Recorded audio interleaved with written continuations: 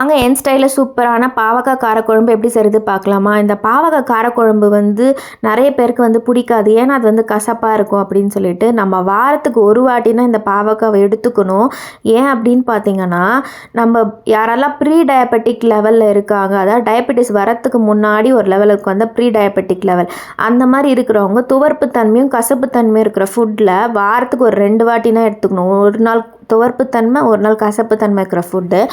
துவர்ப்பு தன்மைனா நம்ம வாழைப்பூ தான் சொல்லுவோம், கசப்புன்னா ஃபஸ்ட்டு பாவக்காய் தான் சொல்லுவோம். ஸோ இதை 2 நாள் ஒன்று இது ஒன்று அதை எடுத்துக்கோங்க. ஸோ அது பாடி நல்லா அந்த பிளட்டில் இருக்கிற குளுக்கோஸை கம்மி பண்ணும். ஸோ இது நம்ம காரக்குழம்பு இந்த மாதிரி செய்யும்போது, என் ஸ்டைலில் செய்யும்போது பார்த்திங்கன்னா கண்டிப்பாக கசப்புன்றதே தெரியாது. ஒரு 300-350 கிராம்ஸ் இருக்கும். ஒரு கடாயில் ஒரு 2-3 குழிக்கரண்டி நல்லெண்ணெய் ஆட் பண்ணிவிட்டு இந்த பாவக்காவை போட்டு கல்லுப்பு போட்டு நல்லா வதக்கிக்கோங்க. நல்லா இந்த மாதிரி சுருங்கினதுக்கப்புறம் ஒரு பிளேட்டில் ட்ரான்ஸ்ஃபர் பண்ணி எடுத்துக்கோங்க.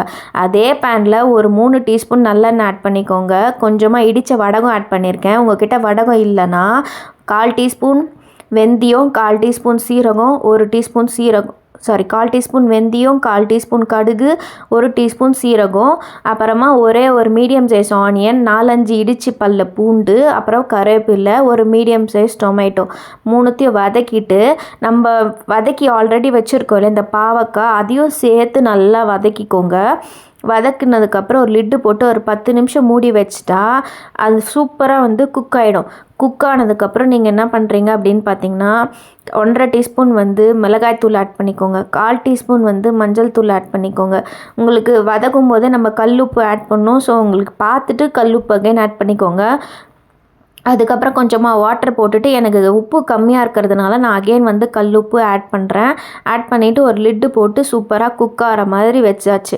அதுக்கப்புறம் பார்த்திங்கன்னா மீன் வயல் புளி கரைச்சல் சூப்பராக நம்ம திக்காக கரைச்சிக்கணும். அப்போ தான் குழம்பு டேஸ்ட்டாக இருக்கும். நீங்கள் தண்ணியை கரைச்சிங்கன்னா நீங்கள் எவ்வளோ தான் வெல்லம் ஆட் பண்ணாலும் புளி கரைச்சல் ஆட் பண்ணாலும் அந்த குழம்பு கண்டிப்பாக திக்காகாது, டேஸ்ட்டும் கம்மியாக இருக்கும்.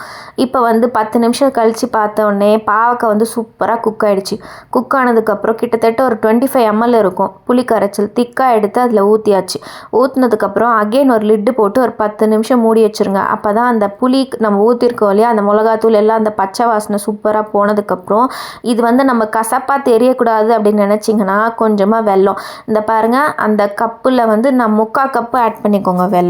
வெல்லம் ஆட் பண்ணிவிட்டு அகெயின் ஒரு 10 நிமிஷம் ஒரு லிட்டு போட்டு மூடி வச்சுட்டா அந்த வெல்லம் அந்த புளி கரைசல் மிளகாத்தூள்லாம் சூப்பராக கலந்து ஒரு டேஸ்ட் வரும் பாருங்கள், அவ்வளோ சூப்பராக இருக்கும்.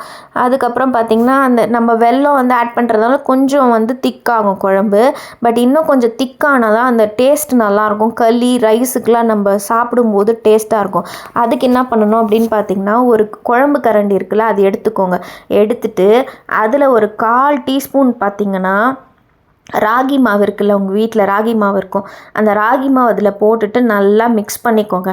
மிக்ஸ் பண்ணிவிட்டு அந்த குழம்புல எடுத்துகிட்டு அந்த ராகி மாவை கலக்கி வச்சுருக்கீங்களே அது அதில் ஊற்றிக்கோங்க. இது ஒரு 1/4 டீஸ்பூன் இருக்கும்.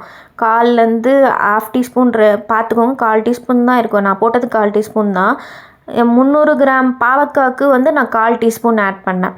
நீங்கள் அது மாதிரி 500 கிராம்ஸ்னால் ஒரு 1/2 டீஸ்பூன் ஆட் பண்ணிக்கோங்க. இந்த தண்ணியில் மிக்ஸ் பண்ணிவிட்டு இந்த குழம்புல ஆட் பண்ணிவிடுங்க. அதை ஆட் பண்ணிவிட்டு ஒரு 10 நிமிஷம் அப்படியே மூடி வச்சிங்க. பார்த்திங்கன்னா சூப்பராக குழம்பு திக்காக வேறு லெவலில் வரும் கன்சிஸ்டன்சி. இந்த மாதிரி திக்காக வந்ததுக்கப்புறம் இதை நீங்கள் அடுப்பை ஆஃப் பண்ணிவிட்டு நீங்கள் களி ரைஸுக்கெலாம் கண்டிப்பாக சாப்பிட்லாம். சூப்பராக இருக்கும். பிடிச்சிருந்தா இந்த ரெசிபி என் சேனலுக்கு லைக் பண்ணுங்கள், ஷேர் பண்ணுங்கள், கமெண்ட் பண்ணுங்கள், சப்ஸ்கிரைபும் பண்ணிக்கோங்க. வேறு என்ன ரெசிபி வேணும்னு சொல்லிட்டு கீழே கமெண்ட்டில் சொல்லுங்கள், கண்டிப்பாக செஞ்சு தரேன்.